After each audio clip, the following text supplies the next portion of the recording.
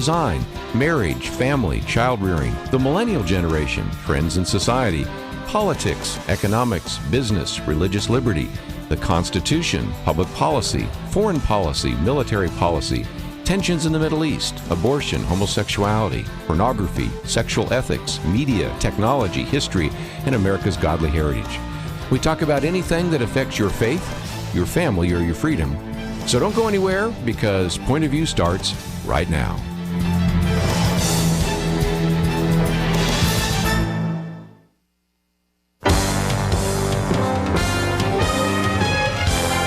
Across America, live, this is Point of View.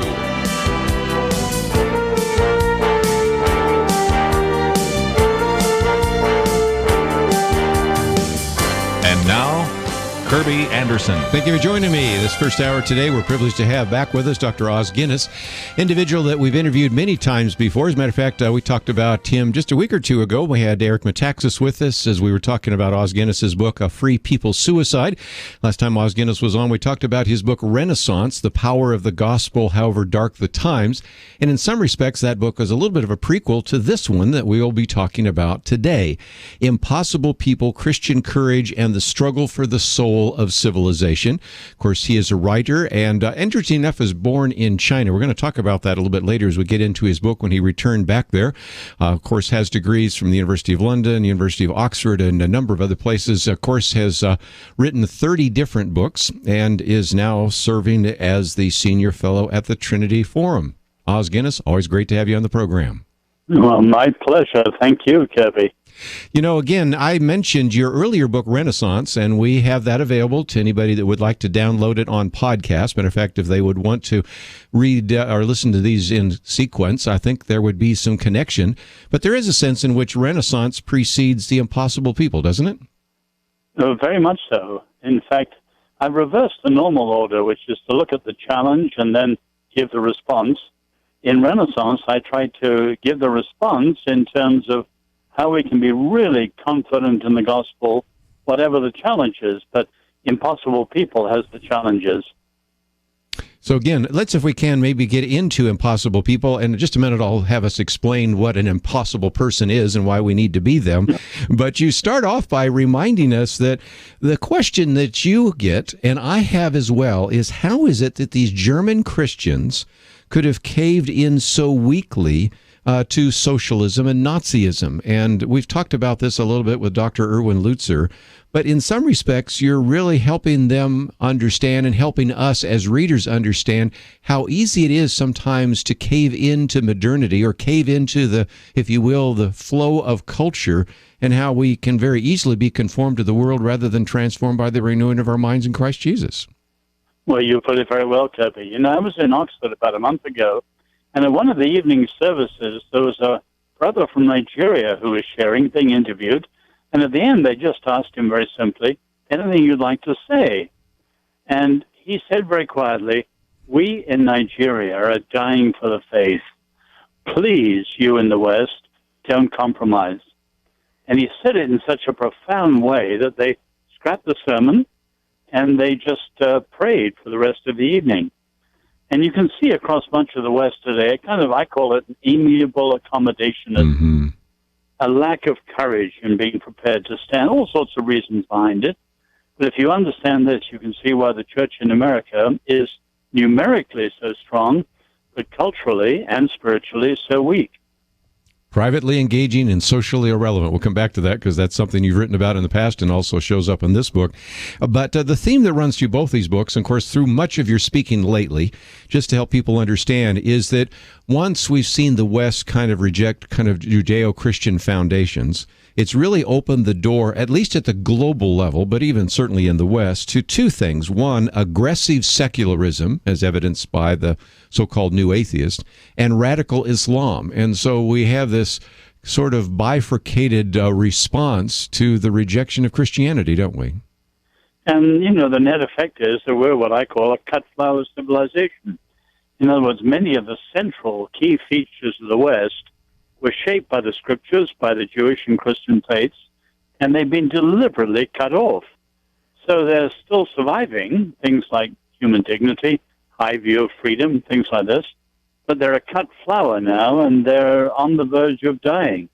And that's the challenge where we are today. And I would argue that we're post-Christian, but we're not non-Christian yet. We're certainly not fully pagan, and so there's everything to play for. Oz Guinness with us as we are talking about his new book, Impossible People. And I would commend to you some of the others. We've talked with him about Fool's Talk, so you can see that podcast, Renaissance, which is sort of the prequel, and, of course, the one that Eric Metaxas and I talked about, A Free People's Suicide, which was very foundational in Eric's latest book. Okay, Oz, let's, if we can, maybe explain this idea of impossible people, and that goes back to what was called the Impossible Man, an 11th century Benedictine reformer. Explain a little bit about that, if you might. Well, I love that. There's a gentleman called Peter Damian, not very well known, but he was a reformer before Francis of Assisi, and of course before the Reformation with a capital R. But he was so unmanipulable, unbribable, so sold out to Christ in a time of incredible corruption in the church, financially, sexually, all sorts of ways, that he was called the Impossible Man. Now, some people said it with great admiration, and some people said it exasperated. They simply couldn't manipulate him. And that's the sort of courage of convictions that we need followers of Jesus to have today. And it seems to me that here is an individual that really attacks some of the social ills of his day. If we think that some of the issues we're dealing with in the 21st century are new, I kind of looked at your list there: homosexuality, pedophilia, all sorts of other issues among the clergy, certainly attacking the church's positions on issues of money and all sorts of other issues. So he was an individual that was very confirmed in his view, but at the same time certainly had compassion. And so in some respects, when you're calling for us believers reading this book and others listening to this broadcast to be impossible people, is that kind of the model that you're talking about? Absolutely. You know, I travel a lot to countries like Indonesia. I've just come back from there. And again, you see the incredible price that our sisters and brothers in other parts of the world are paying. Think of what we've seen in the Middle East in the last year. And so many Western Christians are not just soft, but you can see things like consumerism and relativism have bitten into the toughness of faith, so that many people now have a rubber Bible, just as they have in public life a rubber constitution, and they twist it and turn it every which way they want it to go. And this, in many ways, is an incredible betrayal of our Lord. And we need to see what's happening and wake up before it's too late. Of course, you were an individual associated with Francis Schaeffer. And I remember when I first started reading some of his books, he kept talking about true truth. And I thought, why does he say that? I mean, truth is, truth. And what he was really seeing even back there in the 1970s is that we were changing from a belief in one word with a capital T, truth, to a second word with a capital T, and that was tolerance. And today, the worst thing you could say to an individual is that you're intolerant, or in this case, you're an impossible person. So we're going to take a break and come back and spend a little more time in this book. It is published by InterVarsity Press, as are the other books by Oz Guinness. We have a link to his website and also, of course, a link to the book. Now, you certainly should be able to find it in your local bookstore, and we would encourage you to look for it there. But if not, you can click on the link that we have there, and it's available both in hardcover and in Kindle. So if you want to begin reading it even before the end of the broadcast, you can do that as well. But Oz Guinness came from China. He went back to China. We're going to talk about that and some of the messages and questions he was asking, one of which, of course, was the genesis of this book. But we'll take a break and continue our conversation with Oz Guinness. And, of course, if you'd like to join the conversation a little bit later, we'll open up the phones. Oz Guinness with us today as we talk about his new book, Impossible People, Christian Courage, and the Struggle for Soul of Civilization. We'll be right back.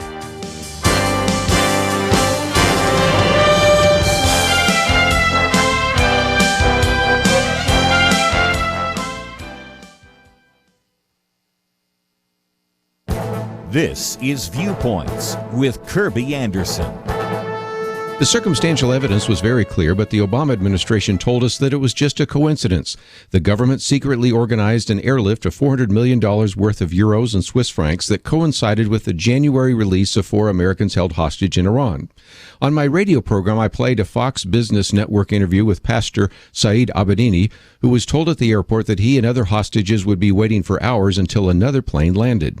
We all know what this was. It was a ransom payment, but the administration denies this and wants us to believe that it was merely a coincidence. Once again, the Obama administration is engaged in gaslighting. You may not be familiar with the term. Gaslighting comes from the play and the movie Gaslight. It describes how sociopaths and narcissists lie and manipulate victims who eventually begin to doubt their own memory and perception. In this case, the Obama administration wants you to believe their version and doubt your perception. We can also think of other cases of gaslighting. The attack on Benghazi, September 11, 2012, looked like a terrorist attack to all of us. Nearly 150 gunmen wearing flak jackets attacked the compound with guns, RPGs, and other weapons. It looked like a coordinated attack, but we were told that it was a spontaneous demonstration over an internet video that was posted weeks earlier. How about this one? Remember when the president told us at least 30 times that if you like your doctor, you can keep your doctor, or if you like your plan, you can keep your plan? Later, he tried to explain that we misunderstood what he promised. Our memory and perception of his claim was in error. This, my friends, is called gaslighting. The president and his administration want you to believe their version and assume that your memory and perception are wrong. But after nearly 8 years of this, I think we now know who was wrong. I'm Kerby Anderson, and that's my point of view. Betrayal, slavery, revenge, redemption. Ben-Hur, in theaters Friday, from Paramount Pictures, rated PG-13.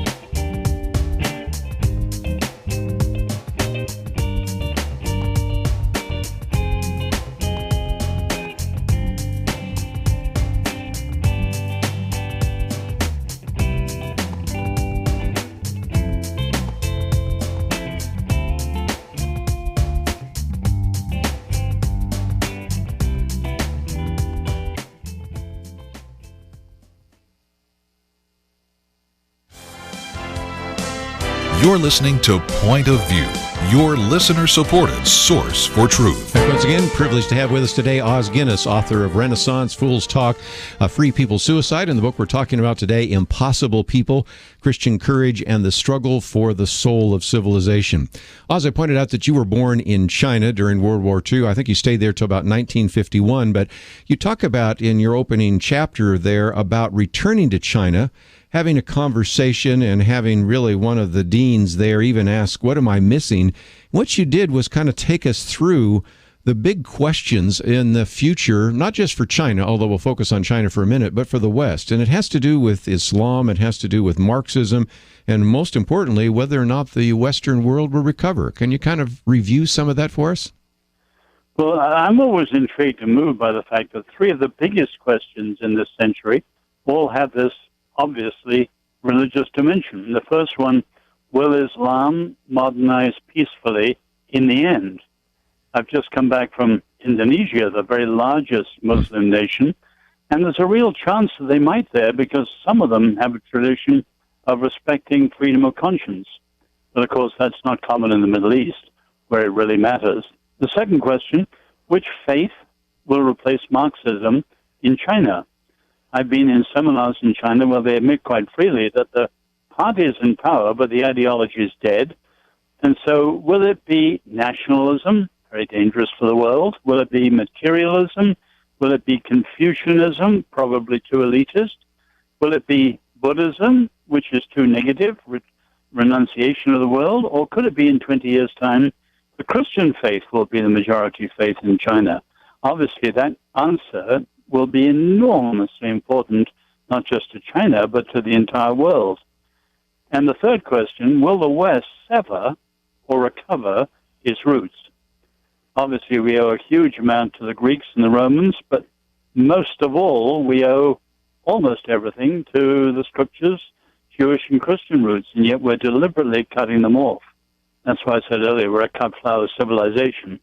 So figure out the answer to those questions or watch them as they work their way out in history, and you're going to see how much of the 21st century goes.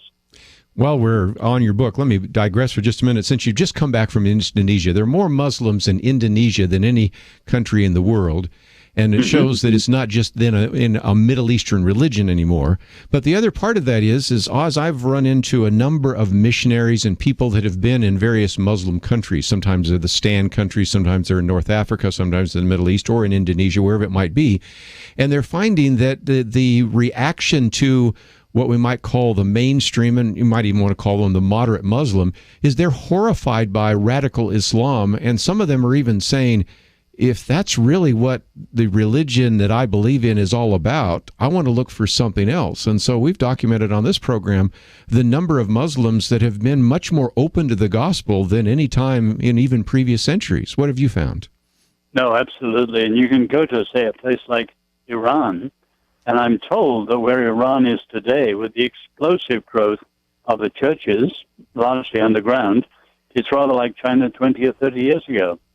And this is incredibly encouraging. Plus, I would add the fact, Kerby, that modernity, it will undermine Islam, but sadly we have to say, rather a similar way to the way it's undermined part of the integrity of the church. Mm-hmm. But modernity is kind of the strongest acid that's a solvent on tradition the world's ever seen. So you can see Islam being undermined at various points and thousands of people coming to Christ. We can focus on that because in Chapter 2 you do talk about that. And when we normally talk about modernism or postmodernism, we're talking about an ism.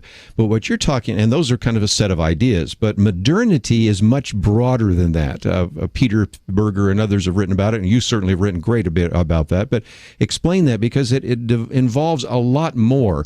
It's a whole kind of movement, and it has all sorts of distinctive kinds of modern ideas, doesn't it? Well, exactly. But, you know, most Christians are very good at the challenge of ideas, secularism, relativism, postmodernism, and so on. They can recognize an idea. But when you look at modernity, much more than an idea, cell phones, cars, television, all sorts of things like this, it has an effect often below the level at which our minds are aware, and people are taken in unawares. So you could take, say, consumerism, and the way it shapes the way we choose things today. It's not a philosophy, but it's a profound influence on modern people. Or you could take the modern notion of fast life, you know, the 24/7 pressure we're all living under and so on. But it doesn't come from any thinker at all, but it comes from clocks, watches, you know, in the way we live with them now. And that's having an incredible impact on the church, and we need to be adept in understanding these things.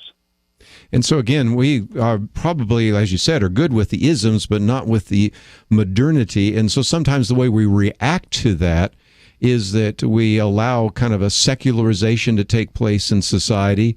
And also, what you talk about in this chapter, a privatization, you know, that famous phrase, privately engaging, but publicly or socially irrelevant. What we have today are a lot of people that have Christianity sort of like a hobby, something that means something individually. It's something that's significant inside my home, maybe even inside my church. But when I'm called to bring that out into the public arena, I leave it behind or I compromise on it. Is that sort of what you're trying to get at? No, you put it wonderfully well. I'd put the whole challenge slightly differently, although what you said is actually dead right. But if you look at secularism, the challenge of ideas, take said the new atheists, they say bluntly, there is no God. It's a frontal assault on faith. But modernity, in all its aspects, it doesn't say that. It's not blunt in opposing us. It's more, we have such incredible fruits and benefits from science and technology and all the good things we have, that it just says rather suavely, we don't need God. We can do it by ourselves. We can put a man on the moon. We can market a car or perfume. We can grow a church. We know how to do almost everything. If you put it in terms of the words of our Lord, modern people can live by bread alone, or they've come closer to being able to do that than any generation in history. And that's the real challenge of modernity. Not there is no God, but, hey, we really don't need him. We can get on fine without him. Thank you very much. I have no need of that hypothesis, right? You know, one of the great phrases. Yeah. And so, and so we're sort of told to just, keep it privately because, if it means something to you, fine. And of course, in that pluralistic postmodern philosophy, that you have your faith and I have my faith, but just don't take it into the public arena. And this is why we so often find ourselves talking about battles over religious liberty and culture wars and things of that nature, because it seems like it's almost bad form, maybe bad manners to bring your religious, or in this particular case, your Christian worldview into the public arena because it's not really supposed to be there. Isn't that part of the problem? No, exactly. And we've got to re-enter with courage, but we've got to re-enter with really persuasive arguments because we're at a very crucial stage. And I'm writing a book now, Kerby, on freedom.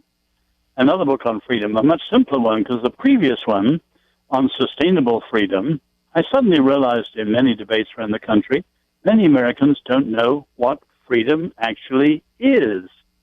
But when you go back to the framers and the brilliance and the ingenious way they set things up, and then, say, turn on the evening news, where America is in 2016 is almost nowhere in relationship to what the founding fathers set up. And I sometimes scratch my head as a foreigner, how do we get to this sort of place? So again, we're going to take a break, and when we come back, spend some time talking about these various important issues. And if you are interested, we have a link to OzGuinness.com, and so you can go to his website and find out a little bit more. If you find yourself saying, well, I'd kind of like to read the book, obviously it is something that is going to be much broader than even the conversation we'll have here, over 200 pages. We have a link to it to our website, and so you can go there to find it either in hardback or Kindle, but of course look for it in your local bookstore because we really want to encourage bookstores to have these kinds of books, and when you go there and ask for it or look for it, that will encourage other individuals to be able to have access to some of these resources. And I have mentioned a few of his other books, Renaissance, which in some respects gives the answer, Impossible People, that talks about the challenge. Of course, we've also talked about his book, Fool's Talk, and Free People Suicide, and you can go all the way back to The Call and many other books over the years that are certainly very good resources from Os Guinness. As we go to a break, let me open up the phones too. Perhaps you just want to sit back and listen, maybe take some notes, but if you'd like to join us at any point, 1-800-351-1212. We're going to get into a little bit more of the solution. Some of it we've talked about before, but we'll revisit as well. And as you go to the website, don't forget that, as we've mentioned before, we are listener supported, and during the month of August, that's usually the time when giving drops most significantly. So if you appreciate these kinds of conversations, we'd appreciate you visiting the website, clicking that button that says donate, and helping us out. Let's take a break. We'll continue our conversation with Os Guinness about his new book, Impossible People, published by InterVarsity Press. All that coming up right after this.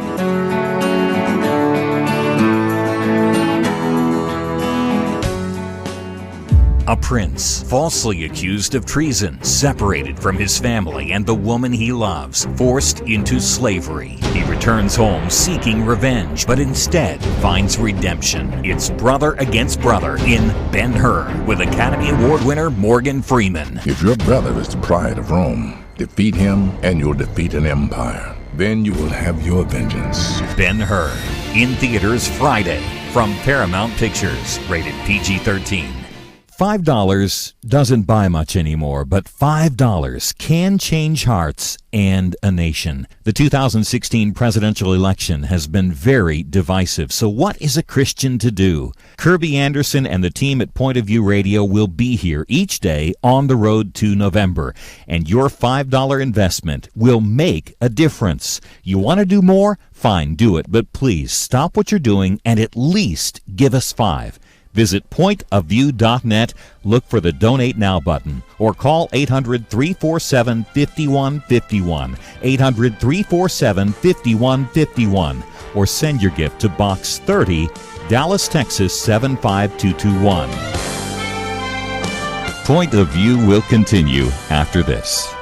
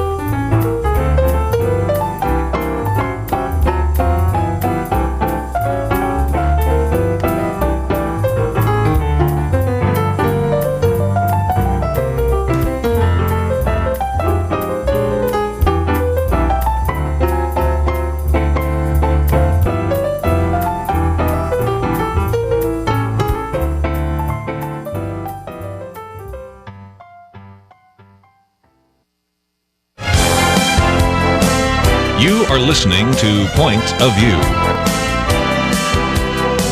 The opinions expressed on Point of View do not necessarily reflect the views of the management or staff of this station. And now, here again is Kerby Anderson. Pleased to have with us today Dr. Os Guinness as we talk about his book, Impossible People.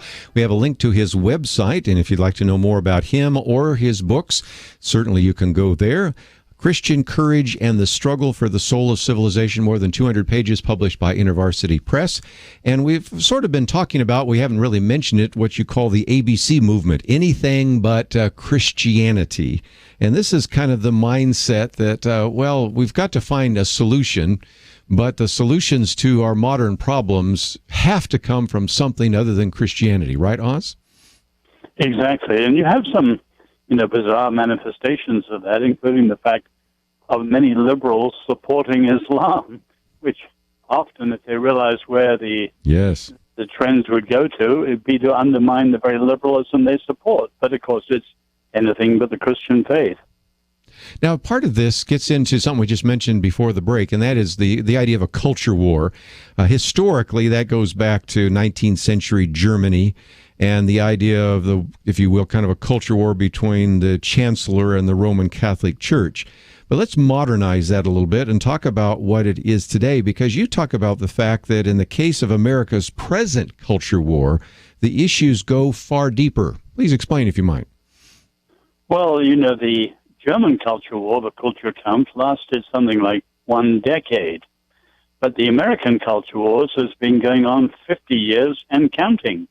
So we go right back to the early, say, Madeleine Murray O'Hair school prayer cases in the early 1960s, and right the way through, and all that's gone on, but supremely, of course, marriage and abortion, and many other things, the Ten Commandments, Christmas carols, all sorts of things on the way, and they've all been part of the culture war. And many liberals have pretended there's no such thing, and that it's only a kind of conservative myth. But what's intrigued me with, say, the Trump insurgency is that many of them have responded in ways that they admit now are part of the culture war. So it's actually got all the deeper in this election.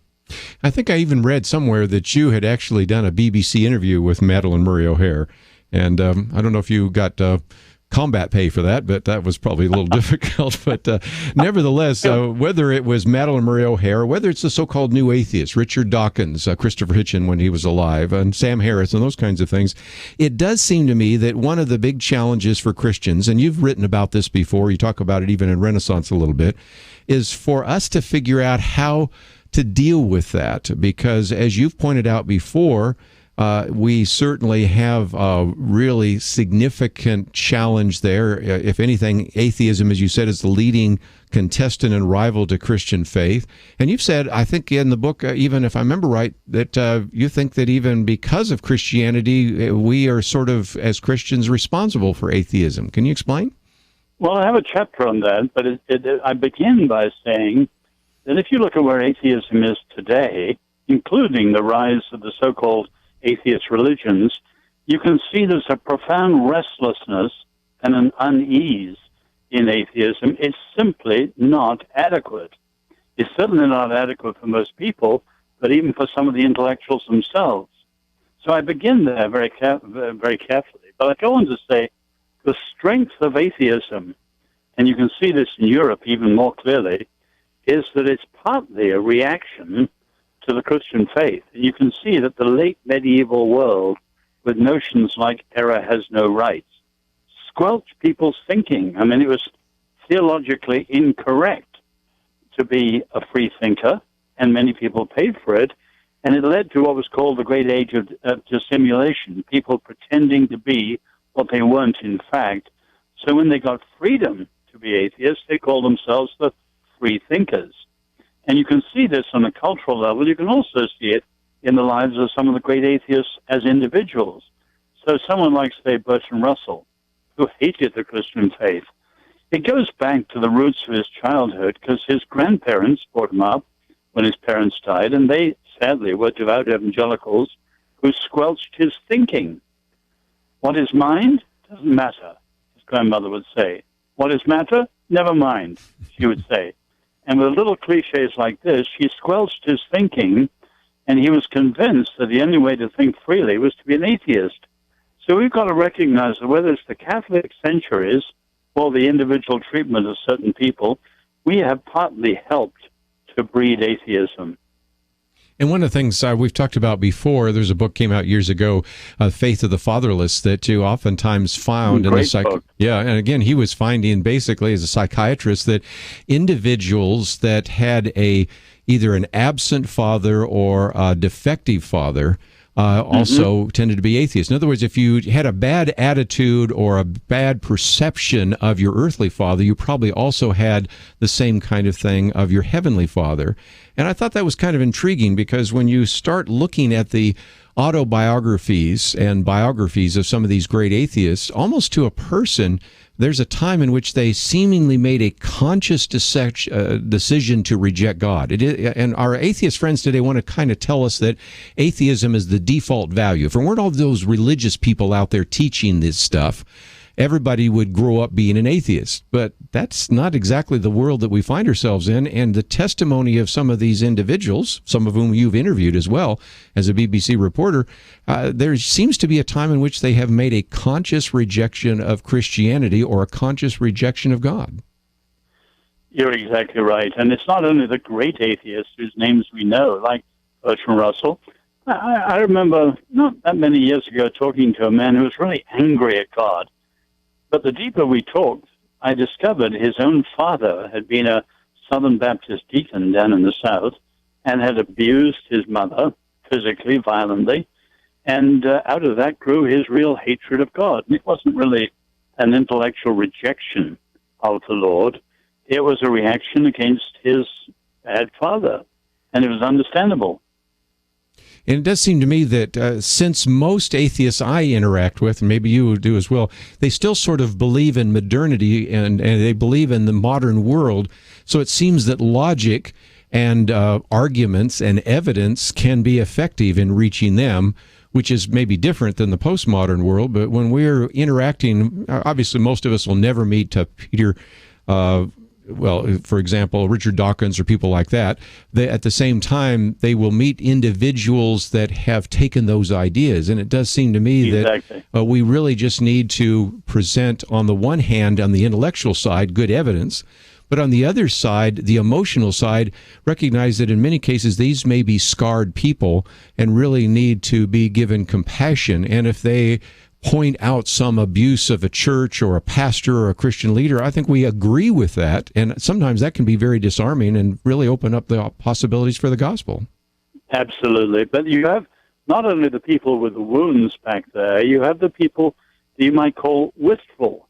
And I start the chapter with Jürgen Habermas, who was invited to the funeral of a friend who asked that his funeral be in a church, but no mention of religion or God or prayer or anything like that. And it was later that Jürgen Habermas reflects on it, and he sees there was something missing. And he knew there was something missing. And again, that wistfulness breaks through. And you can, whether it's the wounds that make people angry, or the wistfulness which comes from the fact that they know their beliefs are really inadequate at the end of the day. In other words, they're too small for themselves. There's a real sadness in many atheists, and I think that's why there's a powerful trend towards atheist religion, which, of course, is an oxymoron. It certainly is. Just before we take a break, I thought I would get into one other point that came from your book, which is very helpful. As you would imagine, on this program from time to time, we talk about transgenderism. We've talked about the whole homosexual movement and the rest. And you point out that once you kind of buy into the idea of relativism and that the idea that certain things are socially constructed, then you can really buy into kind of the ideas that go all the way back to Rousseau, that gender trumps biology. Because, Oz, I have people scratching their heads saying, how is it somebody's born a boy and has been a boy his whole life, one day just says, well, no, I think I'm a girl, and I'm just going to assume that that's the case. Some of that is emotional, psychological, but there's a philosophical root that we're talking about here as well, isn't there? No, absolutely. The most radical anti-Christian philosophy that we have at the moment, which is social constructionism. Now, it's certainly true that many of the things we believe and practice are shaped by the way our social context is, but they say everything, with no exception, is socially constructed. In other words, there's no order, no created order, no moral order, no natural order. And as I put it, the three slogans of these people, there are no givens, say male, female, true, false, no. Everything is socially constructed. There are no rules. Everything is socially constructed. And there are no limits. And that's incredibly radical. Now, when we start applying that, not just to the sexual revolution, but say to the American experiment, well, the American Republic will collapse. Let me jump in and we'll get the rest of that point, but we have one of our mandatory breaks. Dr. Os Guinness with us. We'll continue our conversation about his book, Impossible People, right after this.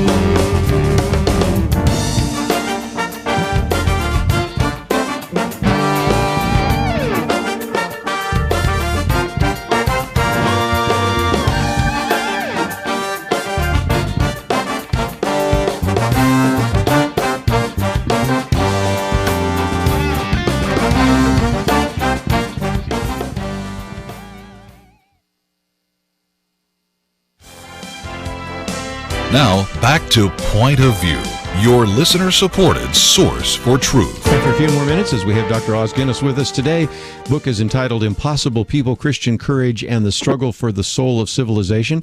Os, we were talking about this idea of really going all the way back to Rousseau of gender trumps biology, but also that there are no limits. And you're going to apply that to the American experience. Please continue. Well, you can take, the Declaration of Independence. The idea of freedom and equality, all these things are socially constructed. Well, if we look, say, at evolution, clearly we've evolved differently, and the whole idea of equality disappears.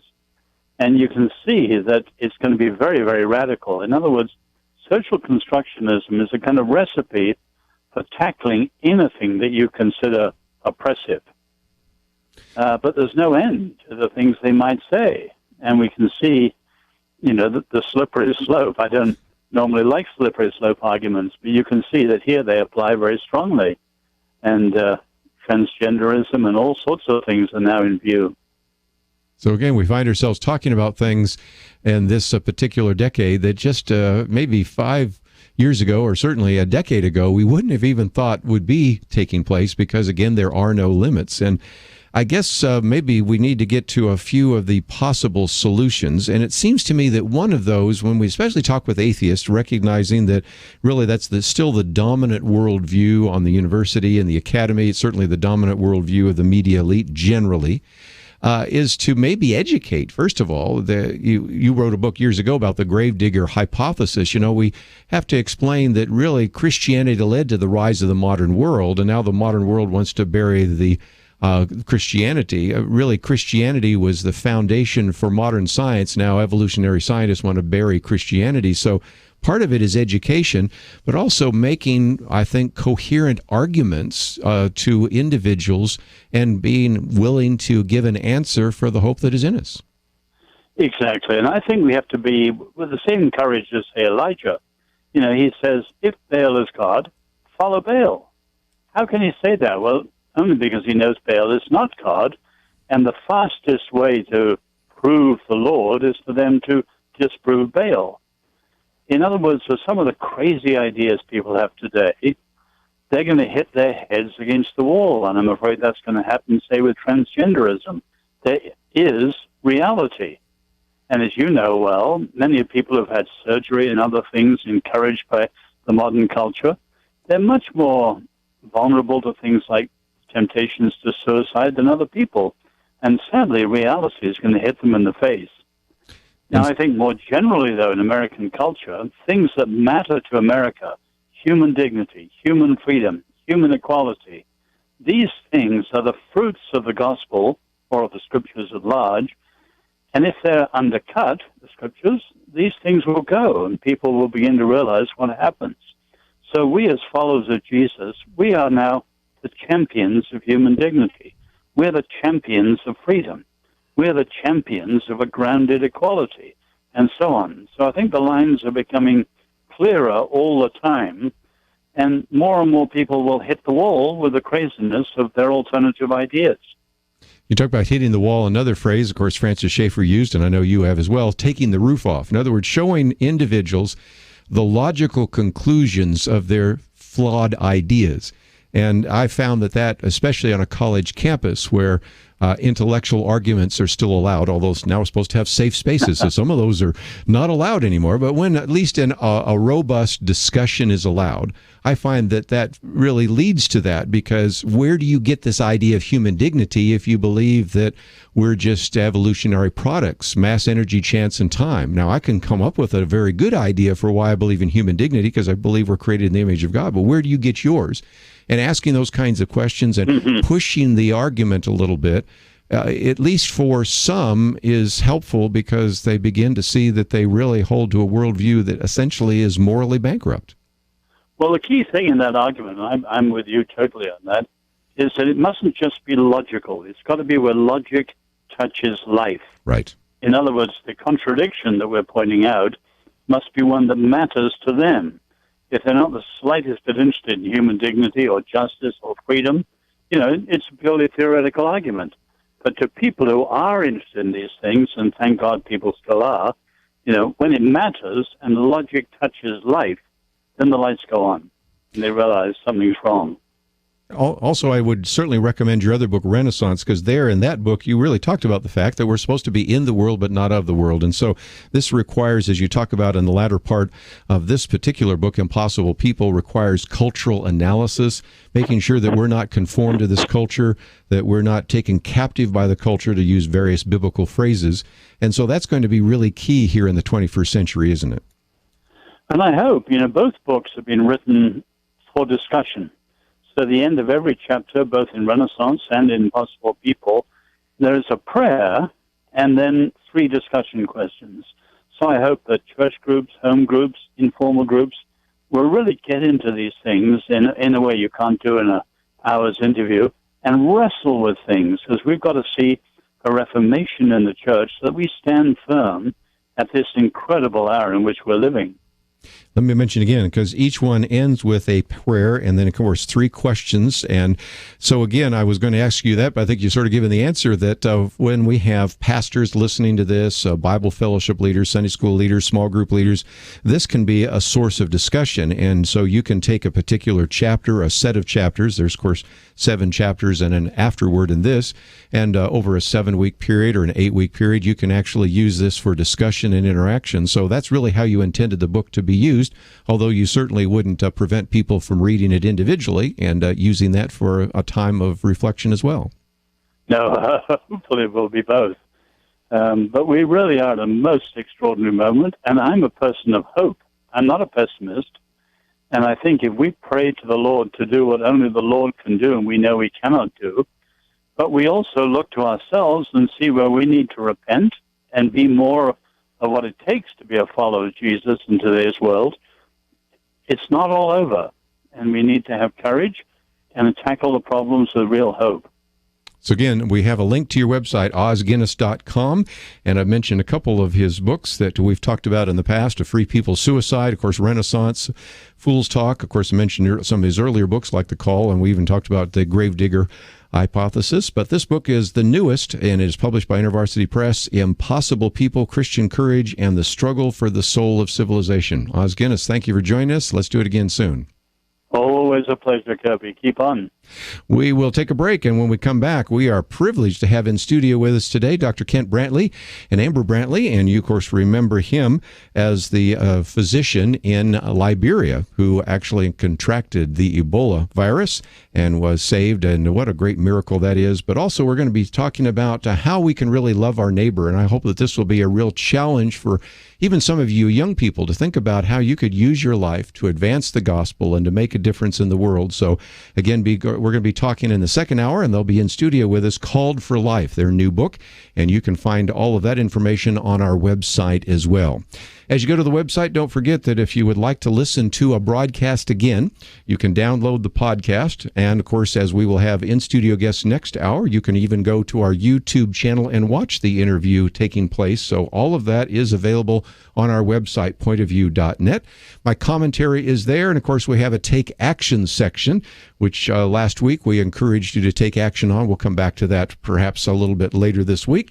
And most importantly, as we've said before, we are a listener-supported program, and during the month of August, sometimes giving drops down significantly.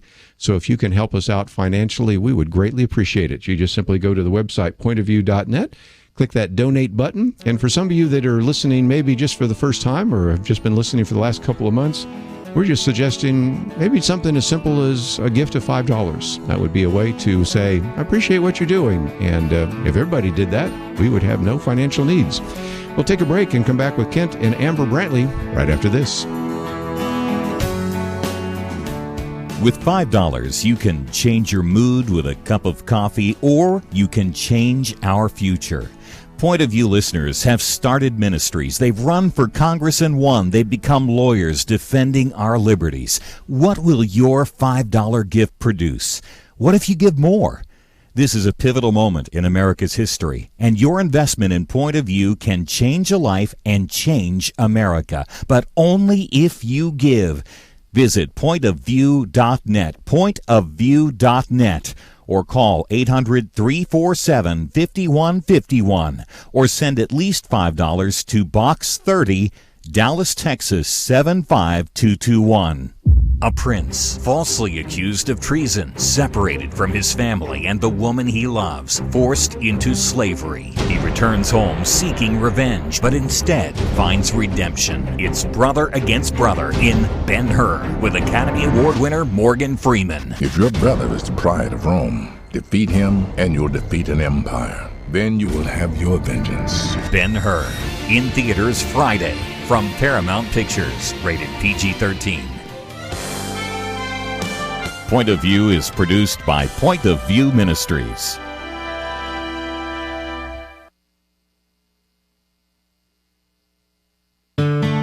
I just thank God for y'all. I listen to you every day, truly. I wanted to thank y'all for everything you do each day to inform Christian families and our community about the things we can do, and just the way you're so informative. I listen to you daily and love you guys and appreciate you so much. God bless you, Kerby, for keeping this show so on track and for the decades of wonderful help to this nation that Point of View has been. We're all big fans of your work, and we pray that God will just prosper it.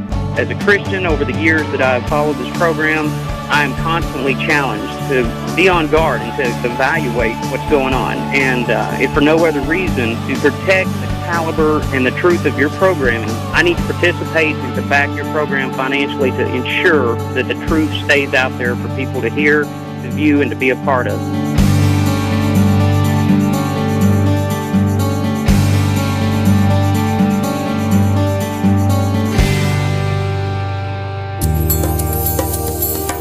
This is Point of View Radio.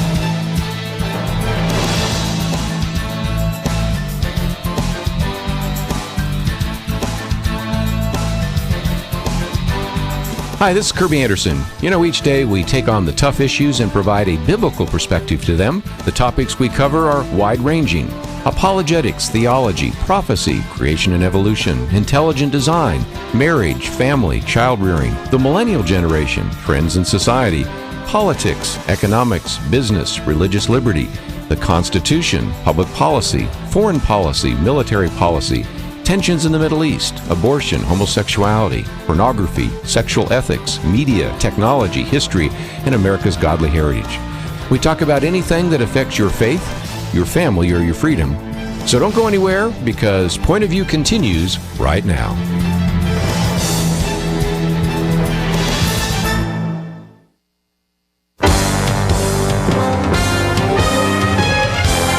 Across America, live.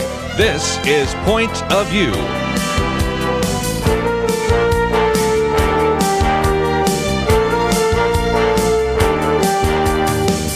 And now, Kerby Anderson. Second hour today, we have an opportunity in studio to be talking with Dr. Kent Brantly and Amber Brantly, and you may remember the story, and if not, we'll educate you about this because, of course, they were both and their kids over there in Liberia, but he contracted the Ebola virus. You might remember the incredible story.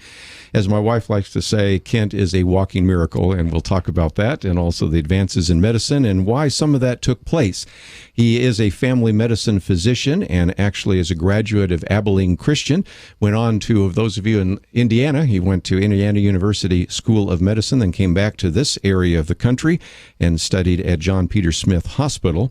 And so as an individual that has certainly been involved in the medical practice, of course, went to Liberia, now serves in the position of medical missions advisor for Samaritan's Purse. And Kent, thank you for being with us today here on Point of View. Thanks for having us, Kerby. We're glad to be here. And Amber, I know that you were a nursing student, right? And that's right. And that's, of course, put a doctor and a nurse together. That makes so much sense. And you were both at Abilene Christian, right? Yes, sir. And again, talk about your kids for just a minute, because again, this is just a fun story as well with your kids. We have a daughter who's now 7 and a son who's 5.5, and they're both starting school this week and growing like weeds, and I can't stop it. I know. You can see them physically grow at this age, you know. When I was about that age, we began to realize I was growing a half an inch a month, you know, and it made it easier for Kent and I are about the size for basketball players, so that worked out really well. But again, let's talk about, before you went to Liberia, just the fact that you, I think, really have this real desire to be good neighbors. And there's a sense in which it's illustrated by the fact you're both Christians. You both went into the helping profession. So Kent, talk a little bit about what your vision was to really go into this area that eventually led you to Liberia. Kerby, going into medicine, really, the purpose I went into medicine was because I wanted a skill set that I could use to tangibly serve people, to share the love of Christ with people in need. That was my motivation for going into the field of medicine in the first place. And as I went down that long road of medical education and began to feel God's call on my life to serve as a missionary, I wanted to use that skill set in a place where people don't have access to easy access to medical care. And that's really the road that Amber and I traveled together. She had a similar calling that we shared together even before we were married. And so it was, moving to Liberia was not a heroic leap of faith. It was really the next natural step in a long journey we had been on in trying to be faithful to God's calling on our lives. Amber, let's talk about your calling, because again, that's a great story too. So I'd love to have you share that with our listeners. I always had a desire to be a nurse and take care of people who were hurting. I was the second of 7 children growing up, so I was the little mother hen of all of my baby brothers and sisters, and naturally nurturing type. So it was a good fit for me. I always wanted to be a nurse, and I was raised with a big world view that, you know, God's love is for everyone and not just for us in America. And I wanted to share that love with whomever I could meet and wherever that would take me. Well, it's a great story because in some respects, what you were trying to do is extend the gospel and to bring care and comfort to individuals. How did Liberia come into the picture? Because for an individual that was in Texas and then goes to Indiana and comes back to Texas, you would think, well, okay, South America, Central America. I do have a colleague of mine that has been going to Liberia for years, but that was because of a special invitation. But how did that develop?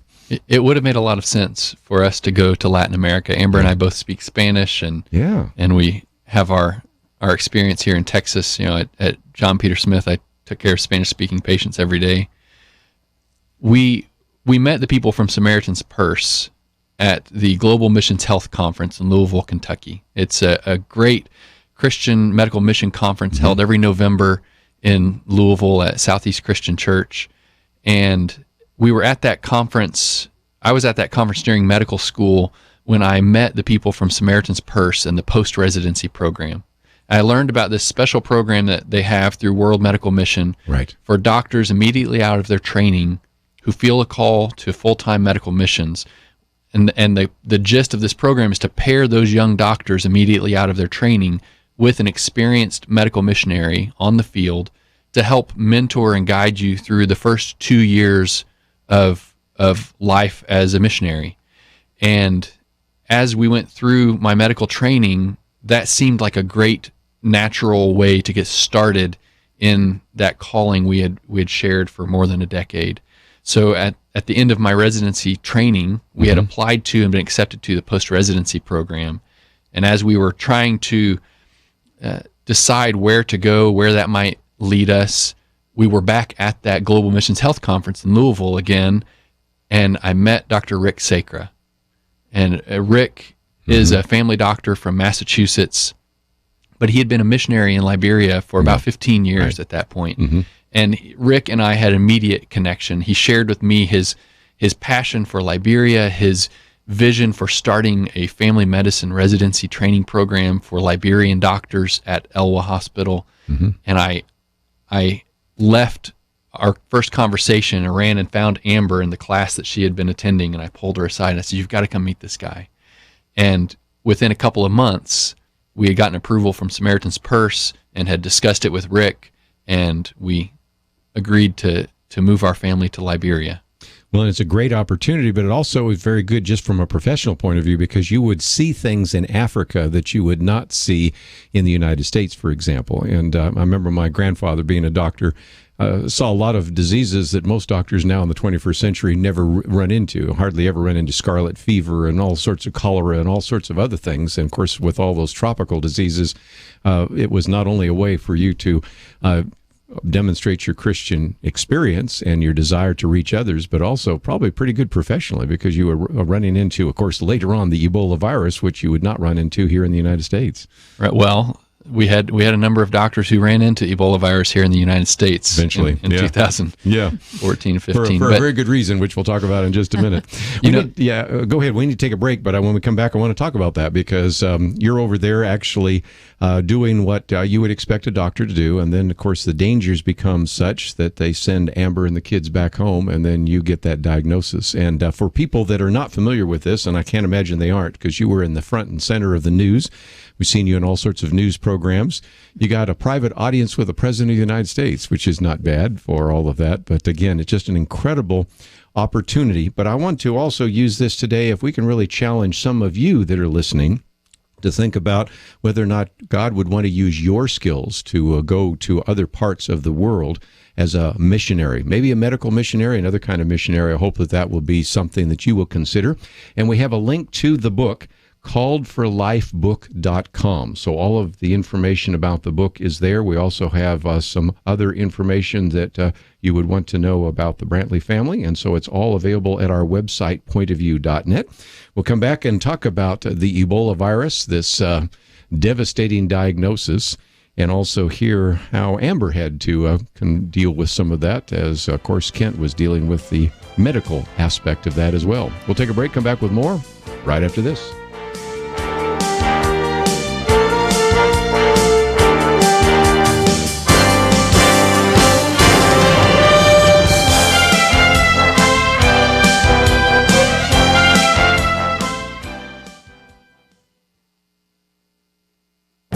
This is Viewpoints with Kerby Anderson.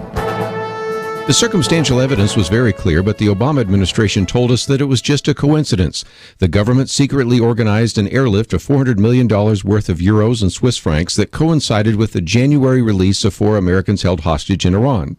On my radio program, I played a Fox Business Network interview with Pastor Saeed Abedini, who was told at the airport that he and other hostages would be waiting for hours until another plane landed.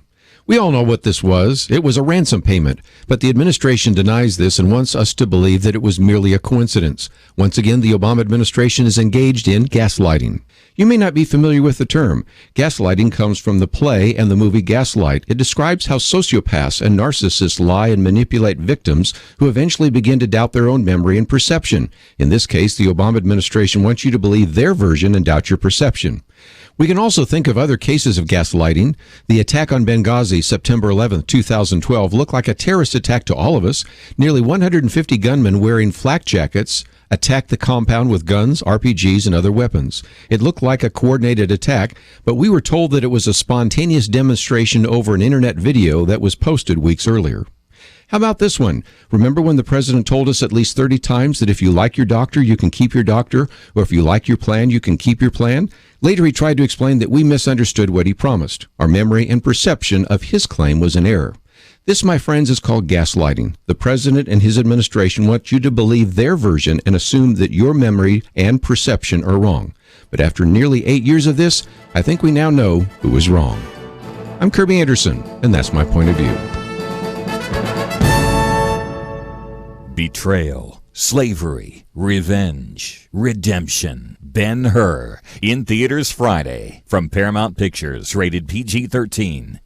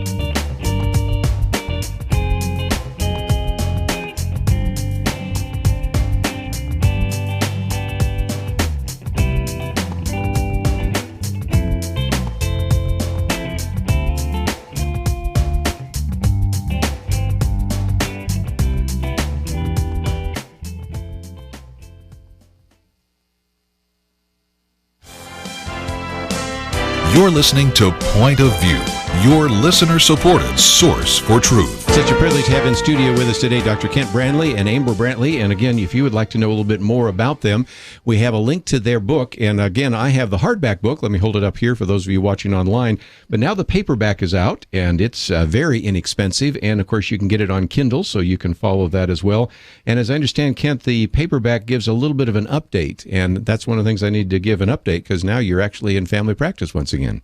That's right. We were able to write an update at the beginning of this year for the paperback, just kind of telling what has happened with Ebola over the last year and with our family. So at the end of 2015, I kind of transitioned out of that work as medical missions advisor for Samaritan's Purse and back into the full-time practice of medicine in Fort Worth at John Peter Smith. Yes. Well, again, let's, if we can, talk a little bit about Liberia. First, get your experience about the clinic, and I want to get Amber's experience there as well. Some of my colleagues have been to Monrovia. I've yet to be there, but give us a little bit of an understanding of what it was like to actually find yourself in the middle of this country of Liberia. Kerby, you mentioned earlier the differences, some of the differences that a doctor might see in a place like Liberia compared to here. You know, typhoid and malaria are everyday diagnoses. Mm-hmm. But really one of the biggest differences tangibly is that the doctor to patient ratio is tremendously different. So let me put this in perspective for you. In Liberia, according to the Partners in Health article they recently published, they said there are 45 doctors in the public sector in Liberia. 45 for a population of 4.5 million or 4.6 million people. So that's roughly one doctor for every 100,000 people. in Texas alone, there are 43,000 physicians for a population of 23 million. That's a ratio of roughly 1 to 500. Mm-hmm. And Texas ranks like 45th among the United States for doctor to patient ratio. So the need for medical care is so overwhelming there that people don't have easy access to medical care. Often their diseases are very advanced before they can get to a doctor. Sure. And just routine basic primary care is essentially unavailable to most people. And almost everybody I've met from Liberia, including some of the seminary students that I've run into when I teach at Dallas Seminary, all of them have had malaria. Not some of them, all of them have. Right. And I think all four of us had malaria at some point during our time in Liberia, even though we were taking malaria prophylaxis. That's just amazing. Amber, what's it like to bring your family there? I'd love to hear a mom's perspective for a few minutes. Well, it was something we had always dreamed of doing with our family and still do, quite frankly. But I have really romantic, warm feelings toward Liberia. I loved it. And I loved the simplicity of life and just, and my kids were little and it was just, dreamy. And we lived on the beach and we ate fresh food that was, brought to us at our door. But it was truthfully so hard. Oh, sure. The poverty level is unimaginable. At the time we moved there, it ranked the fifth poorest nation in the world from the bottom. So people are really just literally starving and living day to day. Whatever you make today, you eat that day if you can. Mm-hmm. And it's unfathomable to us who have, anything at our fingertips. And the people have had such a hard history through civil war and unrest, besides the poverty, and so it's hard. It's a really hard life for a Liberian, and makes me love them all the more. But again, just a real challenge for you, and of course a challenge for them as well. Sure. Explain, if you might, for just a minute, Dr. Brantly, the clinic you were in, because we're not talking about the Mayo Clinic over here, are we? No. ELWA Hospital, Elwa Hospital, is a Christian mission hospital. It's been on the coast of Monrovia there since the 1960s, and it's a 50-bed hospital. It's not a big hospital, but it plays a really important role in the medical system of Monrovia, which is a city of more than 1 million people. Mm-hmm. We had 50 inpatient beds and an outpatient clinic that would see hundreds of patients a day. We delivered lots of babies, and we had two of the best general surgeons in all of Liberia at our hospital, one Liberian and one American. And we had a really great team of doctors working together to serve patients there. Sure. Well, when Ebola breaks out, you recognize that you're going to have a level of protection that is not exactly easy to come by in Liberia. It was hard enough here in the United States when they brought you back. But talk about what you needed to do in order to protect yourself from having some possible contraction of the Ebola virus. When we first heard the word Ebola, it was at a picnic with a bunch of other expats from Monrovia, and the news had broken that there was an Ebola outbreak in Guinea, which is our neighboring country. Right. I knew a little bit about Ebola from medical school. I had traveled to Uganda during residency and seen signs on the wall at Mulago Hospital that said, "Do you have fever? Are you bleeding? Do you have Ebola?" Mm-hmm. But I had no experience taking care of people with Ebola. Like I said, we had a great team of doctors there at Elwa Hospital, and one of my colleagues in particular, Dr. Debbie Eisenhut, who is our general surgeon, she really took the lead for our team. She and my colleague, John Fankhauser, both said, look, we have to take action immediately. If we are not prepared and we have a patient with Ebola show up at our hospital, some of our colleagues are going to die. Right. And so we immediately began training all of our hospital staff, from the janitors and the cashiers to the nurses and doctors, in everything we could teach them about Ebola. What is it? How is it transmitted? What are the symptoms? How do you mix a bleach solution? How do you take care of a dead body that has died from Ebola? Dr. Debbie really took the lead on that and really helped prepare our entire hospital for a worst case scenario. And again, might mention that this book is published by Waterbrook, and again, you have the pictures in there of the protective equipment. I think most people, again, if they've seen some TV interviews with you, know exactly what you're talking about. And yet, nevertheless, because of the protections you took, you and Nancy eventually come down with it. And I remember somebody on a television interview asking you if you could figure out when that took place, but I don't think you ever could exactly come up with that. I will never know exactly how I contracted Ebola. What I still, to this day, remain convinced of is that I did not contract it in the Ebola treatment unit. When we were working with all of our protective gear on, we were safe. We were following the right protocols. We were following the guidelines from World Health Organization and Doctors Without Borders. I think I probably contracted it from a patient in the emergency room. Probably. When I was not wearing the full protective gear and I was evaluating a patient who we later diagnosed with Ebola. Let's say if we come back to you, Amber, for just a minute, because by the time he actually contracted it, you were gone. So explain some of the history there, that how it came about that you actually were no longer in that particular vicinity. Before we engaged with Ebola, my brother was engaged to his fiancée, and we had decided that that's an event we need to travel back to the States for. Right. So we had prearranged plans to go home to Texas for my brother's wedding, and my older brother was having a baby the same time. So it was, Sure. We thought that Kent would be joining us in a few days, and I had tried to convince him, just take some extra time off. You've been working so hard. Come with us for a little longer. And said, I can't leave everybody.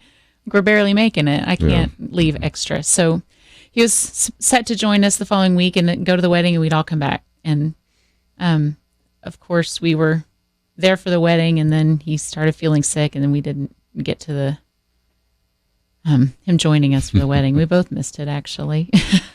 One of the most powerful parts of the book is where they finally give you the diagnosis. And even up until that point, you kept thinking, well, maybe it's just malaria. But probably the most devastating diagnosis you ever will hear in your life, perhaps. It really, that moment was surreal.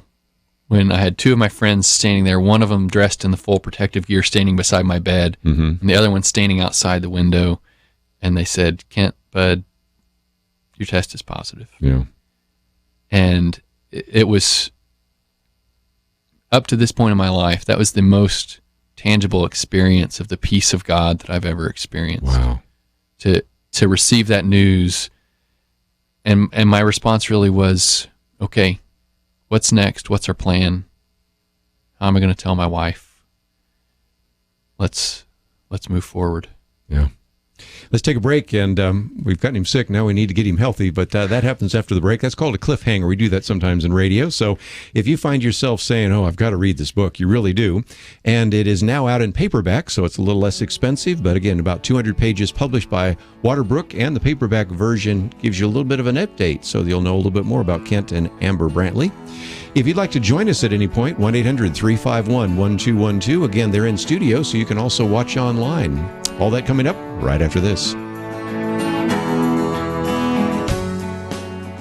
A prince, falsely accused of treason, separated from his family and the woman he loves, forced into slavery. He returns home seeking revenge, but instead finds redemption. It's Brother Against Brother in Ben-Hur, with Academy Award winner Morgan Freeman. If your brother is the pride of Rome, defeat him and you'll defeat an empire. Then you will have your vengeance. Ben-Hur, in theaters Friday, from Paramount Pictures, rated PG-13. $5 doesn't buy much anymore, but $5 can change hearts and a nation. The 2016 presidential election has been very divisive, so what is a Christian to do? Kerby Anderson and the team at Point of View Radio will be here each day on the road to November, and your $5 investment will make a difference. You want to do more? Fine, do it, but please stop what you're doing and at least give us $5. Visit pointofview.net, look for the Donate Now button, or call 800-347-5151, 800-347-5151, or send your gift to Box 30, Dallas, Texas 75221. Point of View will continue after this.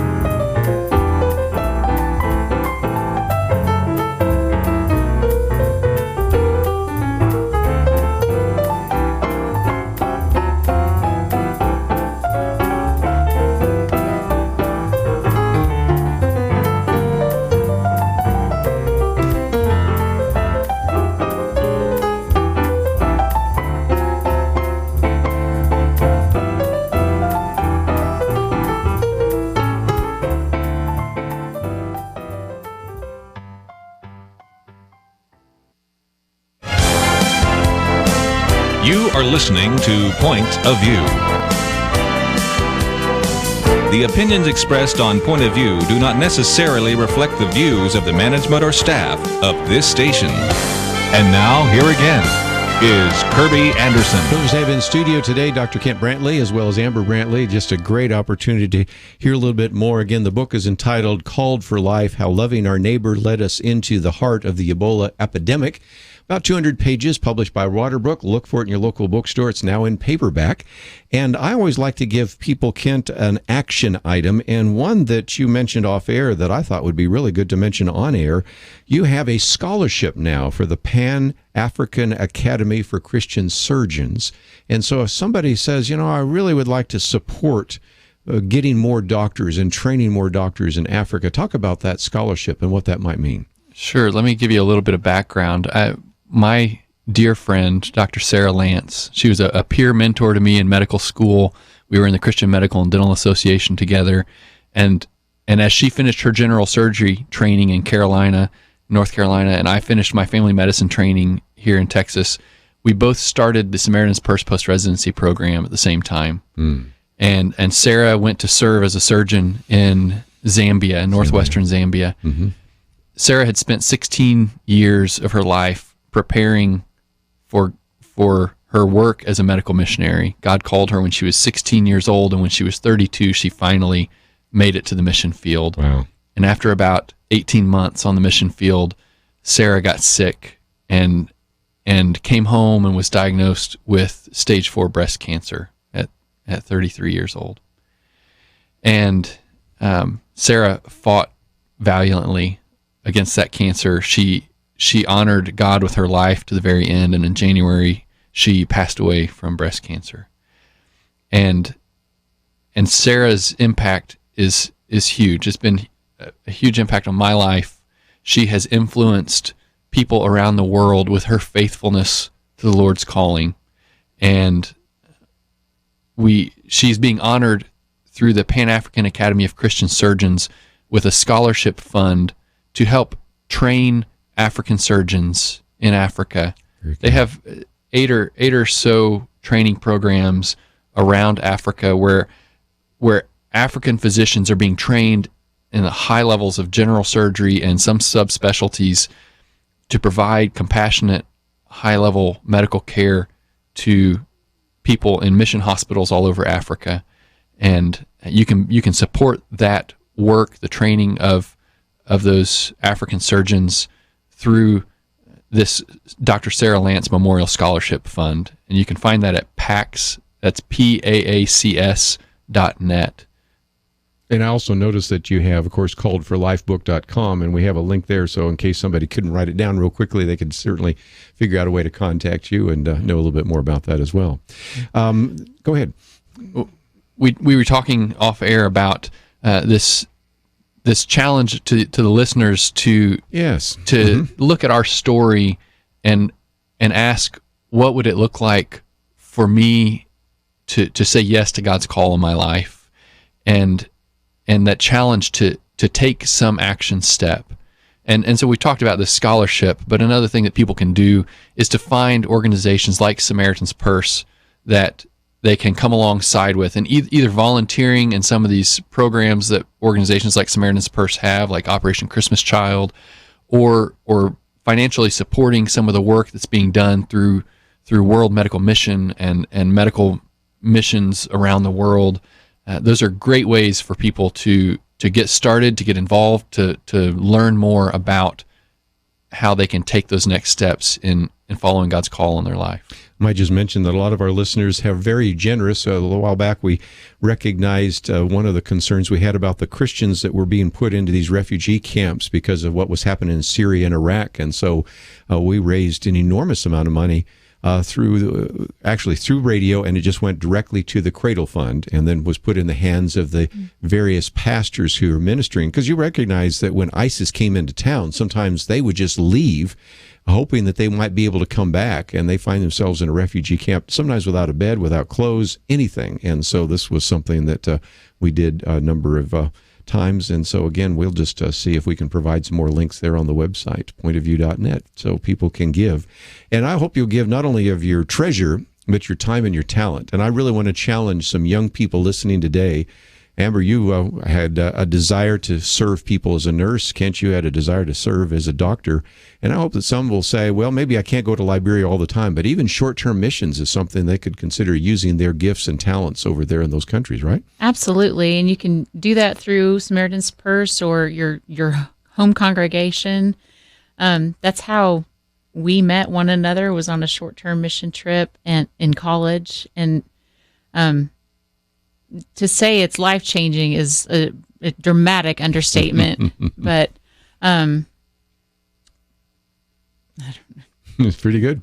Let's see if we can. Kent, we got to save you here. We got the worst diagnosis you could probably get. They came in with some ZMapp, but talk about this for just a minute, whether or not you wondered if this was a death sentence or whether or not this experimental drug might be something that would actually be able to give you a cure. Talk about that. Well, I had been caring for patients with Ebola for about 7 weeks when I became ill, and I'd only seen one survivor. Yeah.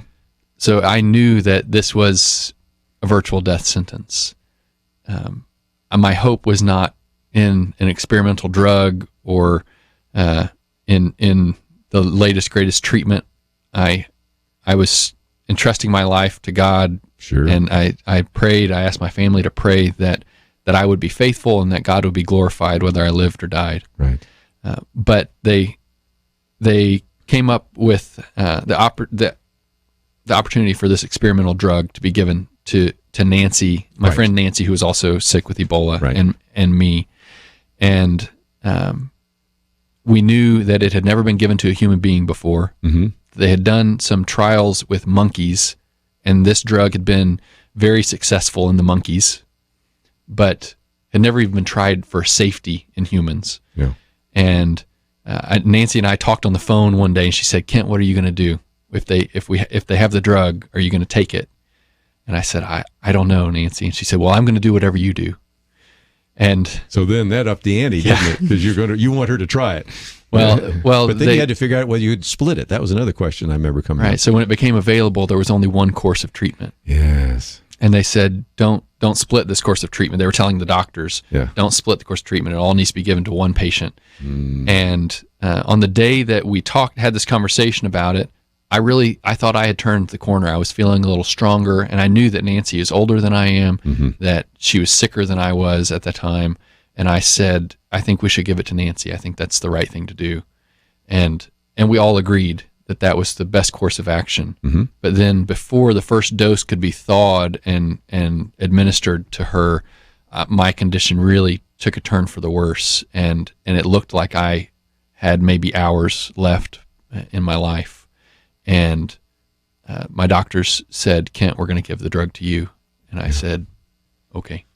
We can argue about that.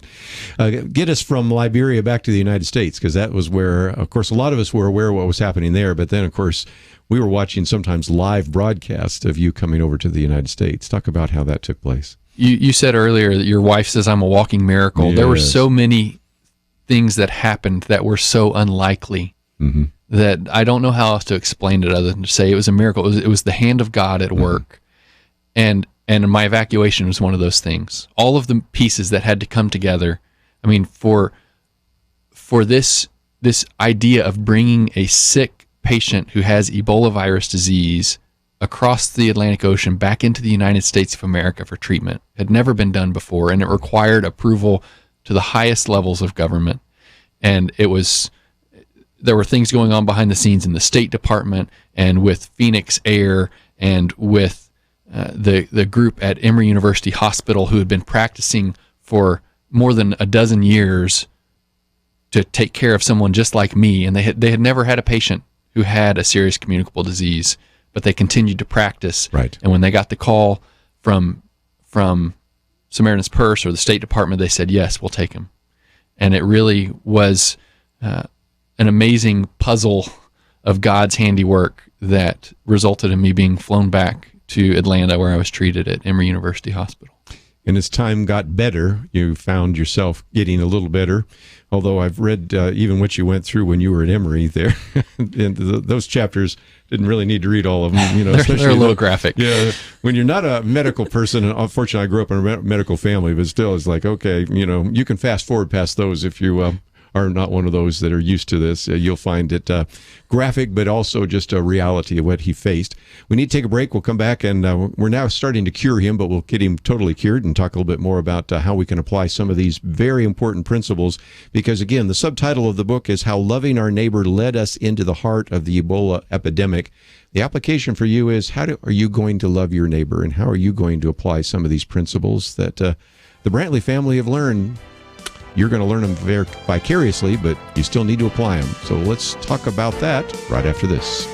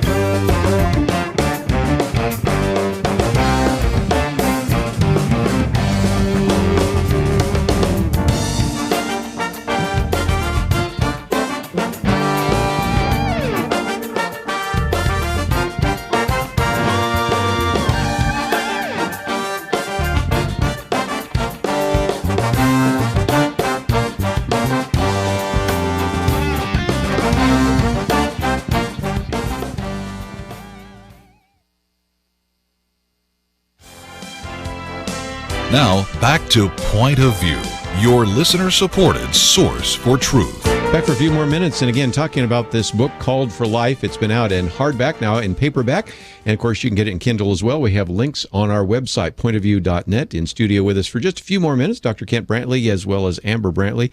And you're getting healthy there in Emory University, but again, they'd never had any situation like this. So you were the first guinea pig, not only for whether you got the treatment, but then for the treatment facility. So how did that go? Because for a while, you still were struggling every single day to get better from this horrible disease.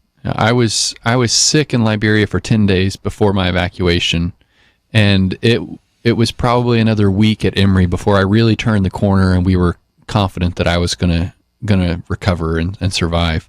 I arrived on August 2nd, 2014, and Nancy, our dear friend who was diagnosed with Ebola at the same time, arrived on August 5th, and she actually was released from the hospital a couple of days before I was. But we both were out of the hospital by August 21st, and the people at Emory they're incredible. They were very professional. They knew what they were doing, and they did it very well. They also were very compassionate and really became our friends and family during that time. One of the most powerful pictures here is Amber sitting in front or standing in front of the isolation unit. So now you've gotten to see your husband. You've had this terrible diagnosis. You finally get to see him, but you can't touch him for another 2 weeks almost. It was another month. Was it a month? It was a whole month? Okay. Yeah, so this date 2 years ago, we were in the hospital, and I'd come and drop coffee off at the nurse's station for them to take to Kent, and we would just hang out in the hospital for hours and hours. And but really, after his first week in the hospital, I could see his eyes cleared from the redness, and he was up out of bed, and his swelling was going down, and I really knew then that he was going to make it, and we were going to be okay. We got the one sign here of the Kent's man cave, when you knew he was better. But again, we were seeing some of those pictures there, and then later we were seeing pictures of people here in Dallas dealing with the same kind of treatment, and not the same kind of facility that the Emory University Hospital had, because this was at down the street there from where we are right now. So talk about that, if you would. There were the cases of Ebola in Dallas from the Liberian gentleman who came back to Texas to visit family and then got sick while he was here. And I think what that highlights is that we live in a connected world. We sure do. That we cannot think that geography or distance is going to keep us protected or safe. We have to be concerned about the vulnerable among us. Scripture's full of God's heart for the vulnerable among us, the widows and orphans and aliens among us. And that ought to be, as followers of Jesus, that ought to be our concern. Well said. And in this interconnected world we live in, that's not only the vulnerable in our neighborhood, it's the vulnerable on the other side of the world, because what affects them is going to affect us, and we have to have concern for those people.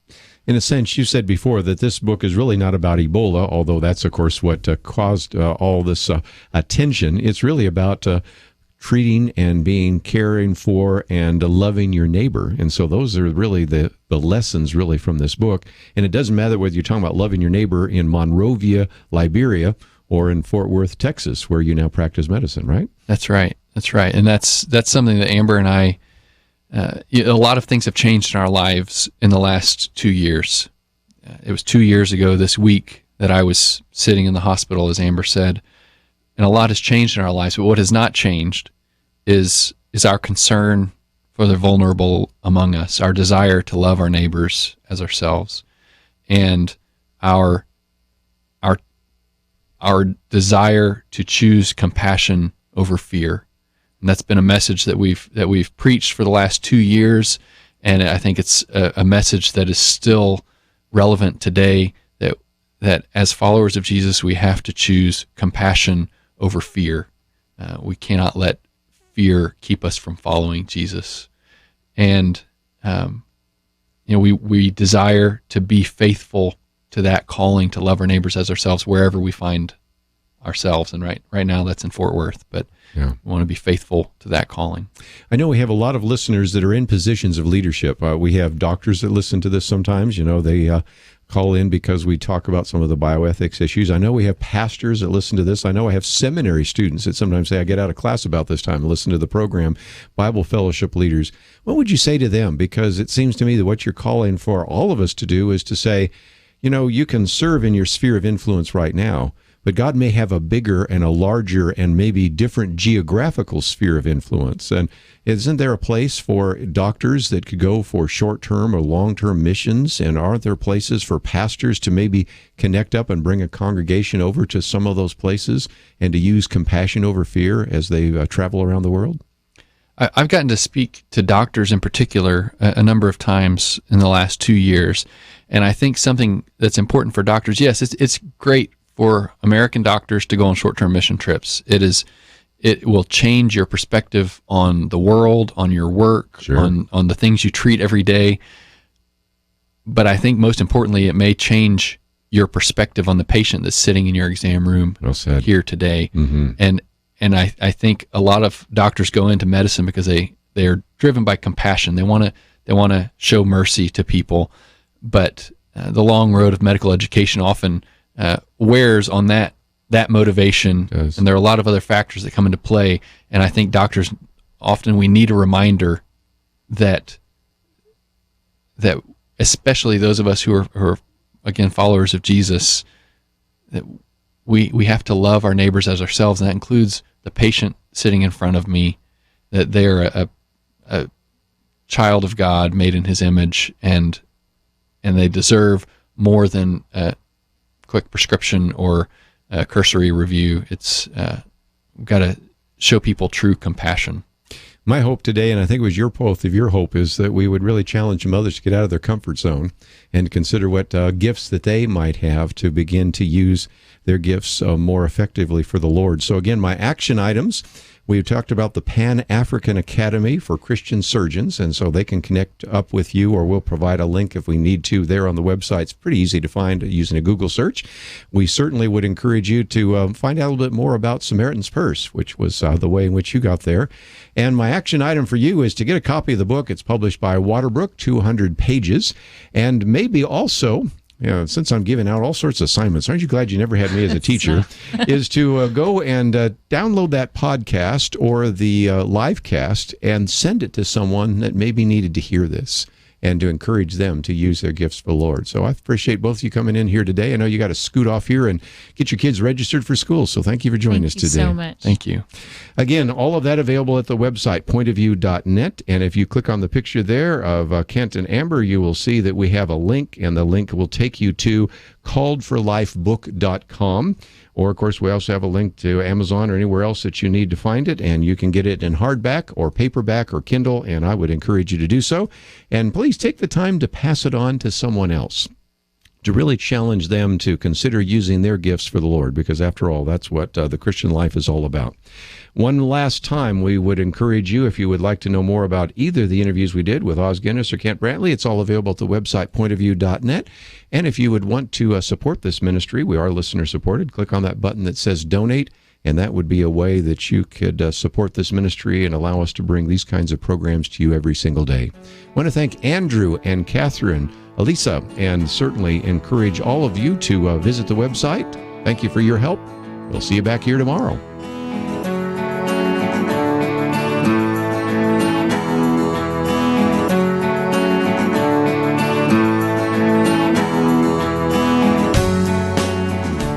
With $5, you can change your mood with a cup of coffee, or you can change our future. Point of View listeners have started ministries. They've run for Congress and won. They've become lawyers defending our liberties. What will your $5 gift produce? What if you give more? This is a pivotal moment in America's history, and your investment in Point of View can change a life and change America, but only if you give. Visit pointofview.net, pointofview.net, or call 800-347-5151, or send at least $5 to Box 30, Dallas, Texas 75221. A prince, falsely accused of treason, separated from his family and the woman he loves, forced into slavery. He returns home seeking revenge, but instead finds redemption. It's Brother Against Brother in Ben-Hur, with Academy Award winner Morgan Freeman. If your brother is the pride of Rome, defeat him and you'll defeat an empire. Then you will have your vengeance. Ben-Hur, in theaters Friday, from Paramount Pictures, rated PG-13. Point of View will continue after this.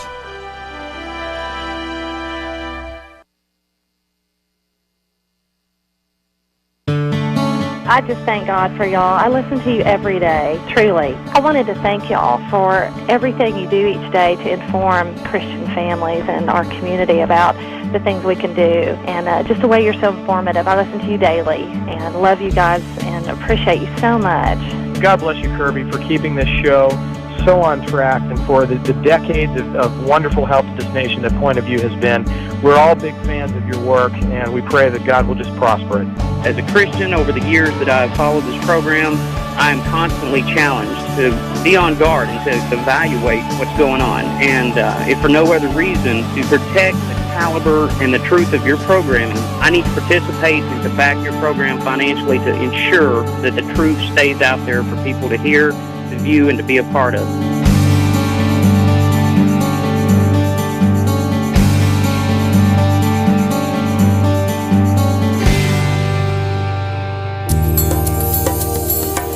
This is Point of View Radio.